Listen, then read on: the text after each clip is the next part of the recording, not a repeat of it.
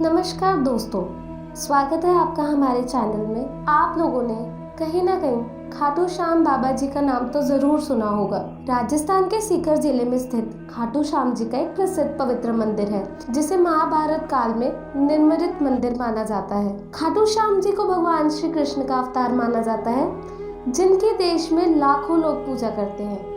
खाटू श्याम जी के मंदिर में हर समय भक्तों की भीड़ लगी रहती है, खासकर होली के कुछ दिन पहले, जब खाटू श्याम जी का विशाल मेला लगता है। तो चलिए आज मैं आपको उन्हीं खाटू श्याम बाबा की कहानी सुनाती हूँ। खाटू श्याम जी की कहानी महाभारत काल से शुरू होती है, जिस वक्त उनका नाम बर्बरीक था। बर्बरीक भीम का पोता और घटोत्कच का पुत्र था। बर्बरीक बचपन से ही बहुत वीर योद्धा था, जिसने अपनी माँ से युद्ध कला सीखी थी। भगवान शिव ने बर्बरीक से प्रसन्न होकर उसे 3 अचूक बाण दिए, जिसकी वजह से बर्बरीक को 3 बाणधारी कहा जाने लगा। उसके बाद अग्निदेव ने बर्बरीक को एक तीर दिया, जिससे वो तीनों लोक पर विजय कर सकता था।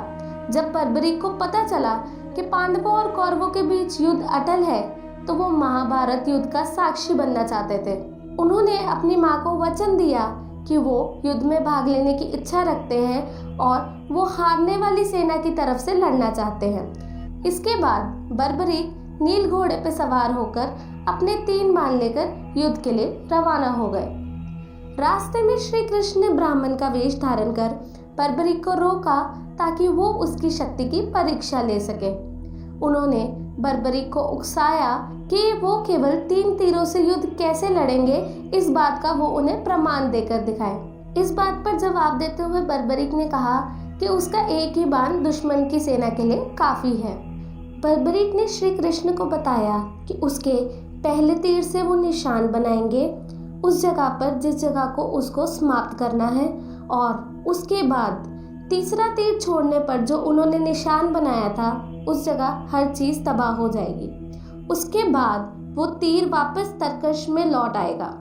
अगर वो दूसरे तीर का प्रयोग करेगा तो पहले तीर से जो भी निशान लगाए थे वो सभी चीजें सुरक्षित हो जाएगी। कुल मिलाकर वो एक तीर से तबाही मचा सकते थे और एक तीर से रक्षा कर सकते थे। जब श्री कृष्ण को बर्बरीक की शक्ति का पता चला, तो उन्होंने बर्बरीक की शक्ति का नमूना देखना चाहा और कहा कि अगर वो जिस पीपल के पेड़ के नीचे खड़े हैं उसके सभी पत्तों को आपस में भेद देंगे, तो उनको बर्बरीक की शक्ति पर विश्वास हो जाएगा। बर्बरीक ने चुनौती स्वीकार कर ली तथा तीर छोड़ने से पहले ध्यान लगाने के लिए आंखें बंद कर ली। तब श्री कृष्ण ने बर्बरीक को पता लगे बिना पीपल की एक पत्ती को तोड़कर अपने पैरों के नीचे छुपा लिया।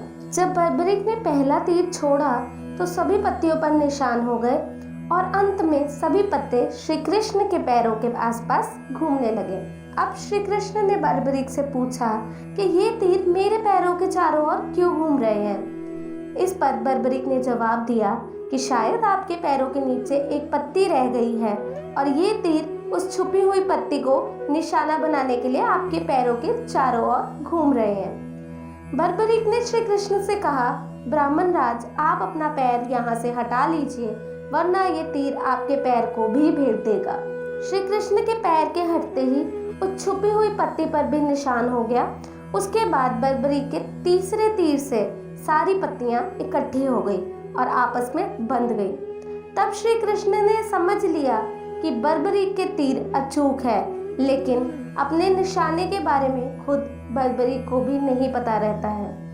इस घटना से श्री कृष्ण ने निष्कर्ष कर लिया कि असली रणभूमि में अगर श्री कृष्ण पांडव भाइयों को अलग अलग कर देंगे और उन्हें कहीं छुपा देंगे ताकि वो बर्बरीक का शिकार होने से बच जाए, तब भी बर्बरीक के तीर उन्हें नहीं बचा पाएंगे। इस प्रकार श्री कृष्ण को बर्बरीक की शक्ति का पता चल गया कि उनके अचूक तीरों से कोई नहीं बच सकता।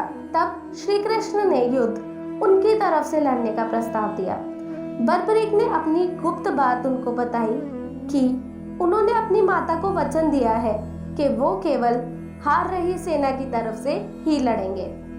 कौरवों को भी बर्बरीक की इस वचन के बारे में पता था, इसलिए उन्होंने युद्ध के पहले दिन अपनी 11 अक्षौणी सेना को नहीं उतारा था, ताकि जब कौरवों की सेना पहले दिन पांडवों से हार जाए तो बर्बरीक कौरवों का सहयोग कर पांडवों का विनाश कर दे। इस प्रकार जब वो कौरवों की तरफ से लड़ेगा तो पांडवों की लड़देही सेना कमजोर हो जाएगी। उसके बाद वो पांडवों की सेना में चला जाएगा। इस तरह वो दोनों सेनाओं में घूमता रहेगा।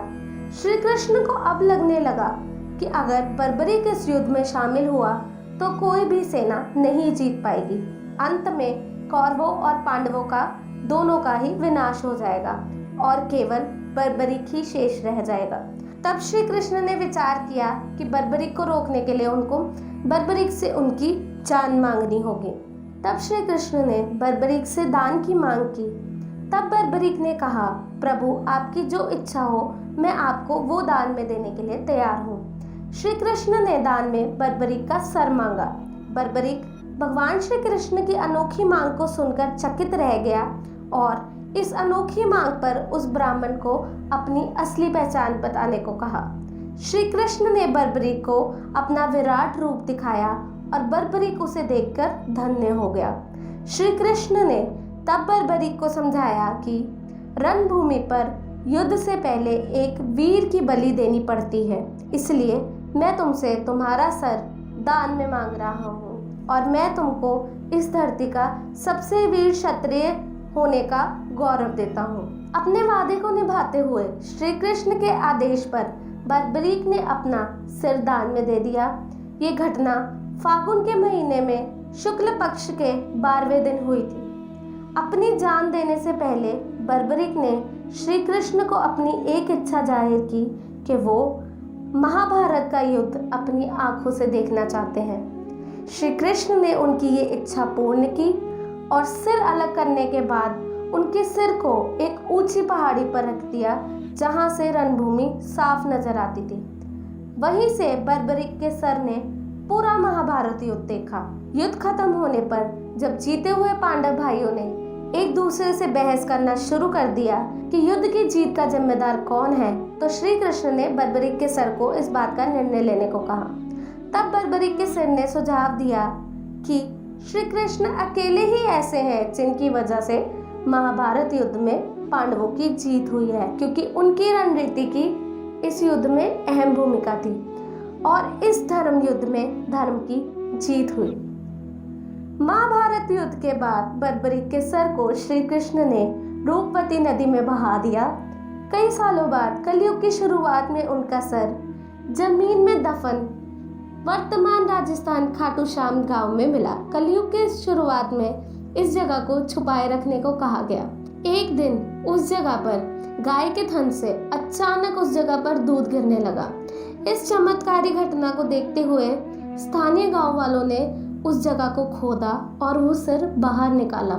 उस सिर को एक ब्राह्मण को सौंप दिया जिसने कई दिनों तक उसकी पूजा की, जब तक कोई चमत्कार नहीं हुआ। खाटू के राजा रूप सिंह चौहान को एक सपना आया कि उनको एक मंदिर बनवाना है जिसमें कि उस सिर की स्थापना करनी है। तब मंदिर का निर्माण शुरू किया गया और फागुन मास की शुक्ल पक्ष के 11वें दिन उनकी प्रतिमा को स्थापित किया गया। तो ये थी खाटू श्याम जी की कथा। मिलते हैं हम आपके साथ अगली ही ऐसी किसी वीडियो में। तब तक हमारे चैनल के साथ बने रहिएगा। वीडियो अच्छी लगी हो तो लाइक कर दीजिएगा, चैनल को सब्सक्राइब कर दीजिएगा। धन्यवाद।